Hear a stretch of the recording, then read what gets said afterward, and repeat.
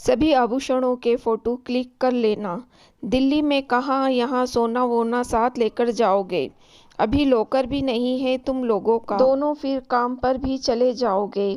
एक काम करो, मैं एक और लॉकर तुम्हारा नाम का ले लेती हूँ, वहीं सब सोना रख चली जाना। और हाँ, चाबी भी यहीं रख जाना। जब भी तुम्हें वहाँ ज़रूरत पड़ेगी पहले से बता देना, पर मैं आते हुए लेती आऊँगी। यह भी पारिवारिक फंक्शन में तो पहनोगी ही, कभी ऐसा न हो कि चाबी वहीं छूट जाए और तुम यहाँ आ जाओ। पूनम ने अपनी सास अंजलि की बातों को मान कुछ एकाध हल्के फुल्के आभूषण ले, बाकी सब सास के हवाले कर दिया।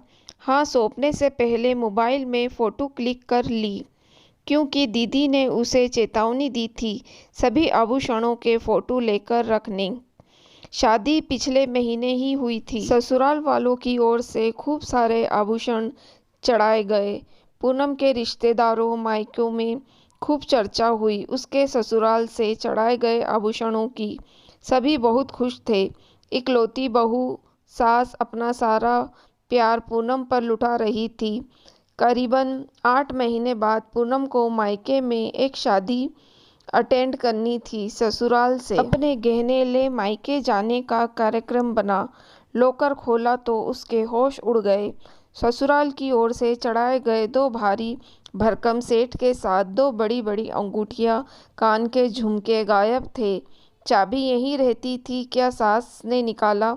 सीधा उन पर आरोप भी तो नहीं लगा सकती थी पूनम। घर आ सास को अपने आभूषण दिखाते हुए बोली, मम्मी जी, इसमें 2 सेट नहीं हैं जो आप लोगों ने चढ़ाए थे। 2 अंगूठियां और कान का झुमका भी नहीं है। कौन सा? अनजान सा मुंह बना अंजलि पूछी। मोबाइल में पूनम ने फोटो दिखाया। ओह, ये सेट तुम्हारी ननद मिली का ही है, बस रिश्तेदारों को दिखाने के लिए कि हम कितने आभूषण चढ़ा रहे हैं, इसे भी दिखाने के लिए चढ़ा दिया। यह दूसरा वाला यह मिली लेकर आई है, उसे बहुत पसंद आया था। अपने रिश्तेदारों की शादी में पहनने अंगूठियां और झुमके मेरे पास रखे हैं, ला देती हूँ अभी। मम्मी जी, फिर तो यह धोखा हुआ ना? पूनम से रहा न गया, बोल पड़ी। आप लोगों ने हमें धोखा दिया, सिर्फ दिखावे के लिए सेट चढ़ाते गए। देने का उद्देश्य आपका शुरू से ना था, वरना ऐसी ओछी हरकत ना करते। जितनी हैसियत थी उतना ही देते, हम तो उसमें भी संतुष्ट हो जाते। हमने आपसे मांगा नहीं था, फिर इस प्रकार का धोखा क्यों? क्या मैं आपकी या मिली दीदी के आभूषण बिना आप लोगों की अनुमति या जानकारी के ले लेती तो आपको कैसा लगता? बिना मेरी अनुमति और जानकारी के आप लोगों ने मेरा लॉकर खोला, इससे पता चलता है कि आपका मन साफ नहीं था। इन आभूषण पर मेरा और सिर्फ मेरा ही अधिकार है। आवाज़ सुन रवि भी आ गए। क्या तुम भी धोखाधड़ी में मम्मी जी के साथ शामिल हो? रोते हुए पूनम पूछी।